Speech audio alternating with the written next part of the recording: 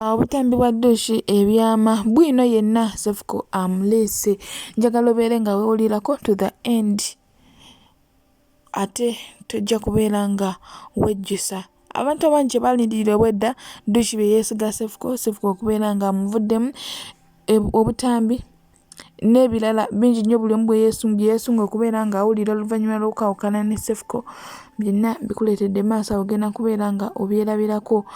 All channel media kwali wasuze otya wasibye gwe n'omulungi ampuliriza. Subscribe for more updates, kozesa comment section otuwe endowooza yo. Tugende mpola. Nze wemba mwagala kyonna kyonna kye mwagala kijja kukolebwa naye mbagambye sijja vuma Dush. I'll never abuse Dush. I'll never disrespect her parents. But I want her to appreciate me. To appreciate me. If she doesn't appreciate me, I'll force her to appreciate me. Take it. No, I don't tie myself onto people because I am everything. I'm self-made. Take it. I'm kumamjaloza anti Dush bamwagalako content. I can do content without Dush. Because yansangako ku TikTok namusokako kufuna erinnya ate yajja ina 49k followers. So right now I can have 100k followers. So actually, meaning I am big. Sina chamani nyonyo chiriao, but I just helped a soul. Okusinzira ku byaleeta amatenga yali kyali wange kuvadda ate nga twerya Dush wowe ogamba tetwerya, I can disprove you. Twerya era singa oddamu nonnewakana kigenda kunnyiiza, and I don't want you to stab my nerves. Twerya wowe ogamba tetwerya ng'ogamba nkulimba vayo gamba tetwerya kyokka firimu etandikiraawo omwamba otambu tetwerya ndi mulema kyokka nsula nawe mbuliri ne tuterya wali osula na mulema oba wali osula mu ddiiro kyekyo twerya kati vayo kakasenti tetwerya nze nveeyo nkukakasenti twerya.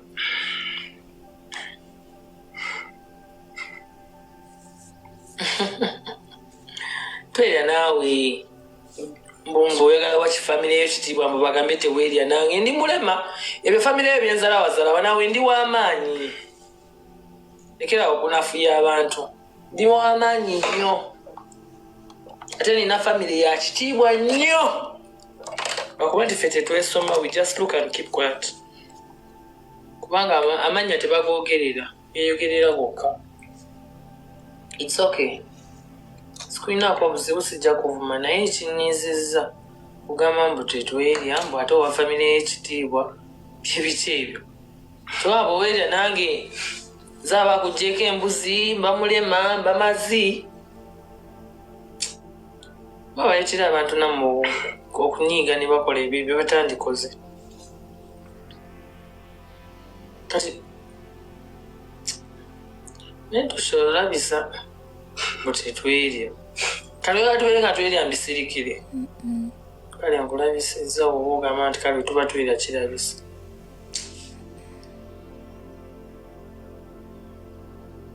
Nze sijja kuvuma abantu bagamba Cephcoh bugenda kukyavuma Dush.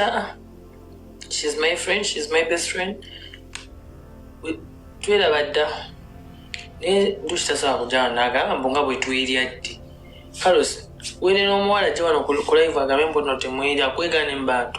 How do you feel? Go up now. You are brought to her. Dush, I'm not your brother. Dush, I'm not your brother. But maybe it was a secret. Auntie, we tried to eat a young man, Chama. Say it, Mama. We tried to eat a young man, Chama. Carlos, we want to Chama. Kiba kyama kamalofuka naawe bwe toga byenywa biyitamu buyisi katago kazimba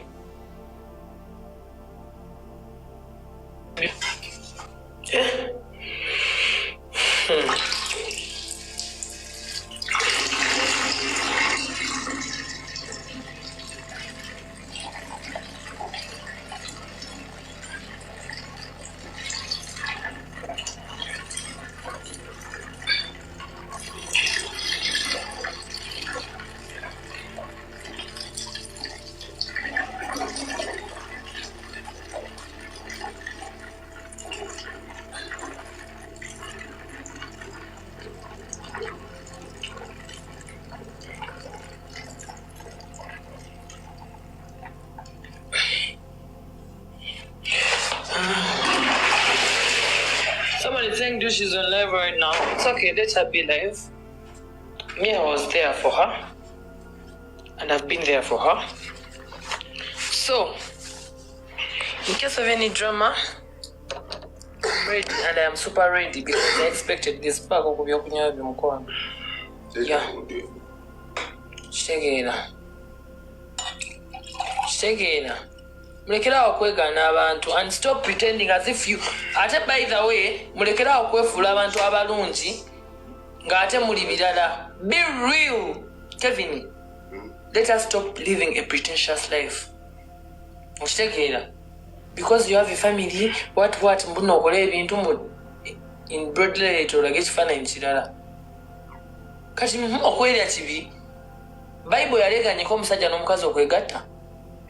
Yaleganyeko because you have a family, einamu pastor ne gundi. No, pastor tumwe ekitiibwa tumwagala nnyo and we always respect our spiritual leaders. But tulekerawo pretentious life okweyisaako babagambe gundi mulungi nnyo. Dush akuvuma ku live. Okay, kamalo gigendako.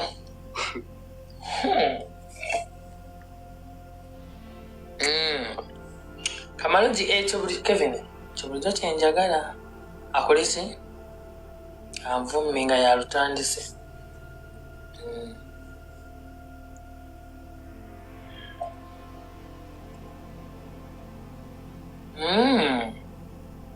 Okay. Cephcoh mom is also from Kisoro, no? Guys, are you mukumvuma? Okay. Yebale nyoze. Nani nsuubira nti Dush ajakera enkyanvume. Thank God yasosokola ki? Kevin, thank God yasosokola ki? Gwe mujulize wange. Easy. Thank you very much, Dush.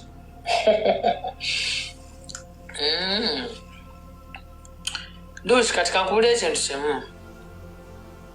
Ogenda kunvuma. Naye nakusuubiza ate nze by the way nze ondaba wano. Tolaba nti ninga omusirusiru avuma abantu naye nina true love. I am genuine. Ate bwe mba njogedde ekintu kituukiriza. Sijja kuvuma. Tebugenda kutya nkuvuma. Antosuubira kuvuma. Family y'empisa amazi, empisa omusiru, empisa simanya ng'omusege, byonna babyogedde. And I've always loved them. They don't know why I've loved you. They don't know what we shared in bed. It's only me and you who knows. And I respect that. I'm saying this because abantu balowooza nsobola okukera enkya nenkuvuma over small issues. I cannot do that. Naye nawe oba osobola okujja kulaivu nogamba tetwerya. Dush tewali buzibu. Nze ngamba twerya Dush. Ate nze sigenda kukuvuma naye oba onneegaana ate ekyo kinnumye nnyo.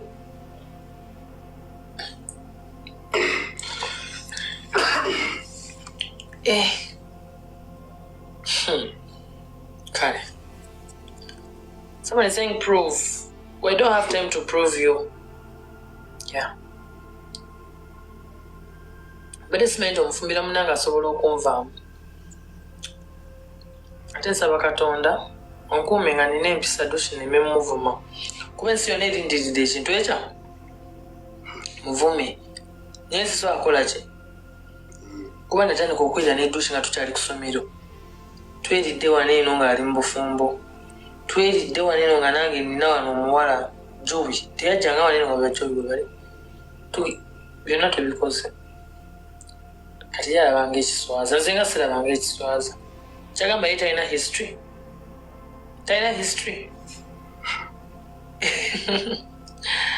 Ekyenjawulo nti nze owange ali mu kamera owe tali mu ki? Tali mu kamera. So guys, toleetera bazadde bo okumanya dirty games zo na ki. Ye oba okyagala kijja bawo naye nga sinza akireese. Nze nkwagala nnyo. Ate togenda funa musajja kwagala nga nze. Kubanga ebbanga lyetwezinidde ddene anti gwe ekyokwezina olabanga ekinene naye ddene ate tweriddenga netwemazisa ate togenda funa musajja mulala atali nze togenda funa musajja mulala akwagala Kevin nkulayirira kwata kana akagalo kwata liita njagala bakulabe sala balooze ennimba Dush tagenda kufuna musajja mulala atali ani ne bwana amufuna ajja kusigala nga kiwani ewo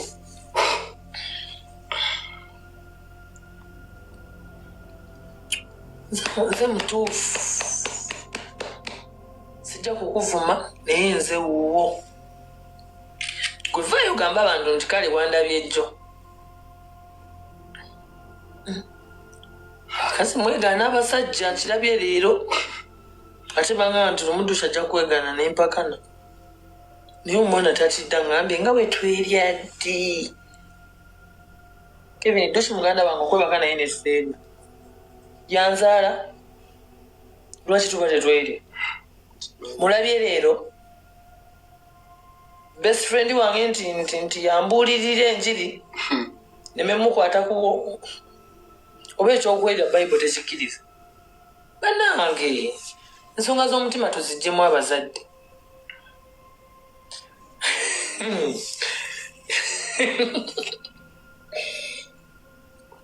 oba ebyo emikwano kibi okwerya Kevin Dush bali kunneegaana mu bantu ze siri kwegaana ate ndifiira ku kigambo ewalangamye obusisita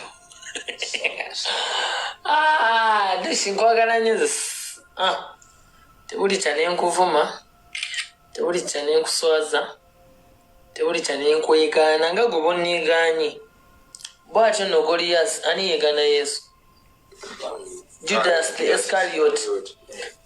Iscariot yeegaana Yesu mu lujjudde lw'abantu namwegaana nze sigenda kubeera Judas siri kulya muluggu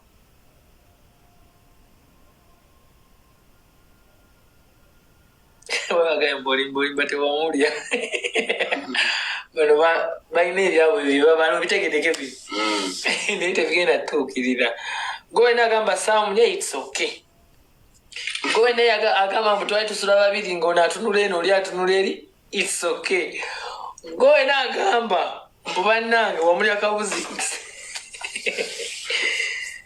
naye kale samulya munansonyiwa okwesiba ku mwana wabandi wa pasita bayithawe munansonyiwa omwana wa pasita teyeegatta banammwe mwagala kuwemula olwangambye tiwayima olwa Kevin wewagana birina magwatana noyima Isebo nkuwa kirasi. Dush kirasi. Nenda antu gambu simaya kwa bizinesi. Mama zili kirasi. Sasa sula siya wewe. Sawa kwa lidikira. Dush akuwa mulabi chakula hivyo wanji. Okay. Tewaoma. Mama.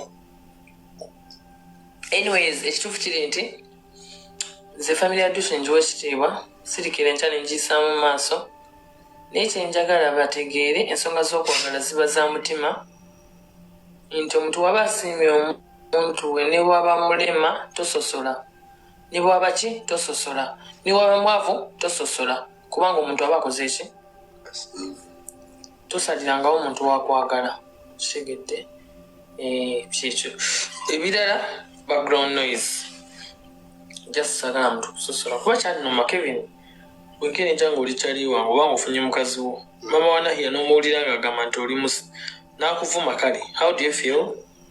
You feel bad ate nga mumweyagala kitegeera kubanga at the end of the day bwekigwa ku muntu atalina mpisa ayinza n'omuyisaamu egaali naye bwekigwa ku alina mpisa nga nze agamba omuzadde asigala muki omuzadde tasobya naye nga kikulumira ku nze bwekyannuma naye byebyo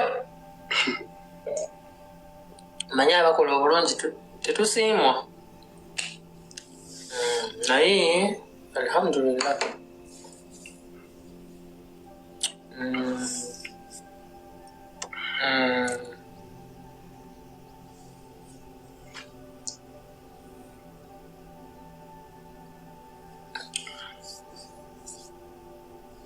Mwena. Dush, I've not talked about banange Dush tanyeza. Olanga mbe Dush alira mu family nji. Kevin nayo gide ku family. Nze njogera ku family zonna. Family zonna, I'm not specifying to any family. Don't place sympathy cards here. And don't please people in a way of tarnishing other people. And there is no one that is perfect. Omuntu yena wakola ekibi agambwako Kevin bwakene chanapa mamudiro tumuga Kevin chokoze kibi auti papa maoba bamakutoyi. It's okay, I don't care.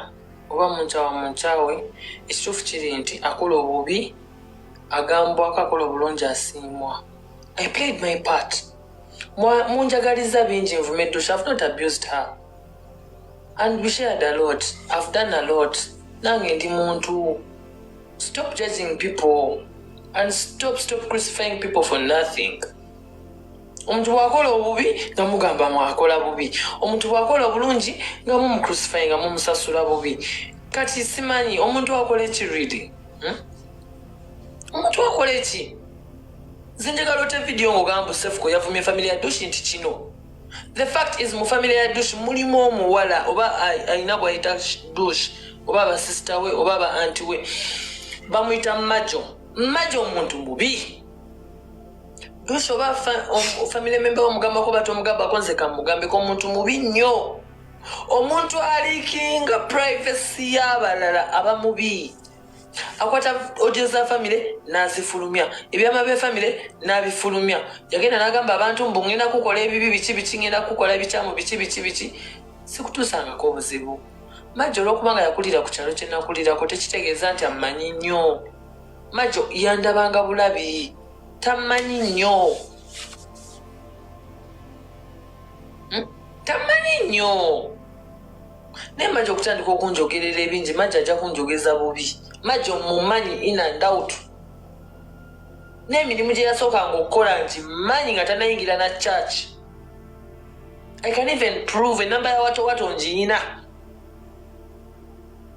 Majo aneesonyiwe, Majo taddamu kunjogerako, Majo andeke. Majo yalikinga audio za mama wa Dush, n'alikinga biki. Oluvannyuma lw'ogamba mama wa Dush nti ndi muntu mubi ngenda kene kyanvume Dush, mama wa Dush n'akaaba. Ennyike n'emukwata ku mutima. Majo n'afulumya buli kimu n'aleeta akavuyo mu family. Family n'enyiiga. Naye ate nnyongera obajjukiza nti nze Dush sajjambula kuba yali sinze yamawula ne bbaawe oba yali bbaawe. Sina contribution yenna mu kwawukana kwabwe. Nze nasanga bayawukana dda months later.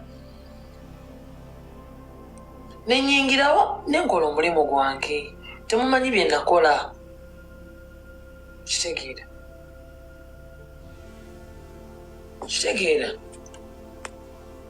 Sagala muntu yenna yina wano kujja kuncrucifyinga. Ngenda fa n'abantu. Saba kubya kunywa omukono. Ate ebibiro mu class. Amazzi na soda. Ate ebiri bye twatabudde okunywa. Biweddewo. Soboka.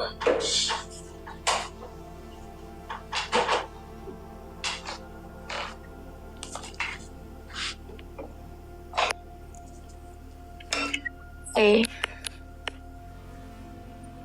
Hello. Hello, what? Sikonna, kirawo. Kati konna okataddemu naawe. Abeera tabulamu. Kale. Oli otya? Siri bulungi n'akamu. Kubanga nze olinga nze oba nze mu byennyasa embayo nze atakwogera. Can I talk? Please, naye kinnuma. Can I talk? Please. Can I talk, please? Please means okay. Thank you. First of all, in life, omuntu wafira tusula kumalaro. On behalf of my family, on behalf of my sister Marjorie, because she's my sister, however much she did bad to you, or on behalf of my family, I'm sorry. And the same people who are on your life right now, they are the same people who share, who screen records ebitono nnyo byoyogedde ku family oba ogambye family abazadde bo ne bateekako bazadde ba Dush. Okitegedde Dush tugende mpola. Dush nakusuubiza ekisuubizo kyange okijjukira. Kigambe ensi Cephcoh yansuubiza tajja kunvuma. Okitegeera naye nze kyesaagala bwe ndikeera nkuvuma nasaba Katonda nkole akutwala akutte. Kitegeeza sina intentions zonna mu bulamu bwa Dush mama we yanvuma nina kye nayogera sasa. Uliriza Cephcoh mama tata just kusalira musango. I don't want to talk about that. On behalf of them, we are sorry. No way yandibadde gwe you would react like that. Okitegeera naye nze kyenjagala. No, Dush tugende mpola nange kanje nkuwa opportunity nayogera nange nenjo. Dush ekintu Marjorie kye yakola fenna bwe twabiraba twasanyuka. Please, olaba sasanyuka, but we are in 2024. All that happened in 2023, okay? All that happened in 2023. Musonyiwe, forgive and forget. Nawe wanyiga togamba musonyiwe gamba namusonyiwa. I'm not on that because byali bingi, but I'm not on that. Ochimanyi yataddera audio endala naziweereza facts and truth. Facts yangambye Marjorie. Babi mukwano, for this time around I'm defending my sister. Some people are just no. Right now ndi muwolereza my dear. Right now mukubire ate mukubire uliriza namba. Me, I don't want to change words. I don't want. And for more information, I don't want to talk. Box, don't worry. Nanti uliriza. Kyenkusaba one thing. And I'm going Kale, you do your life. Naye abantu bakuno, they are bad people. Ojja kwogera ku bazadde bo bagamba. Sinayogera Kevin nayogedde ku bazadde b'omuntu wano. Zenjogedde ningamba abazadde mbasaba. And Daniel in the comment section. You're really stupid. If I talk about my family, I really respect my family. I really respect people who are close to me, okay? This is not between me and you. This is between me and Cephcoh. And I'm talking with Cephcoh. I'm telling him in a very humble way. Dish chembadde njogera ku families zonna nga I'm not specifying about your family because and that's another thing Bambi. Oh please nange nkuwuliriza mukwano. You know when you listen kiba kirungi nnyo to have listening skills. Wawagundi ze bampeereza ng'ogamba nze tonkuba bazadde bo bino ebyana ebiri ku live. There are some people that screen record munayenze. No Dushi nanti kyekyo kyenkugambye naye nze my dear, you know it very well. My family is my family. Nze nemba njagala omusajja okuba wano mpaka eri tata oh my god, abazadde bakatonna b'oku nsi yange ekyo tokimanyi namasole nkimanyi nange nakugamba mama wange mwagala nnyo. That is good. Era nze simwogerangako era sirimwogerako and I don't want. Nange sirigeza ku bazadde ne bwaligamba nti ndimbwa ndiberembwa maaso ge maaso g'abalala. Naye kyenkusaba nga ggwe omuntu otegeera abakwagala n'abatakwagala. Mukwano, mazzo takwagala yadde. She's my sister, however much she's bad over what over good. She's my sister, she's my family. I'm a person who believes in change. Okay? I'm not saying she's not your sister. I'm talking about her actions. Kubanga fenna tuli bantu tusobya. Ola Kevin asoba no muganda wange nakola ekibi tekingana mugambako mu bulungi.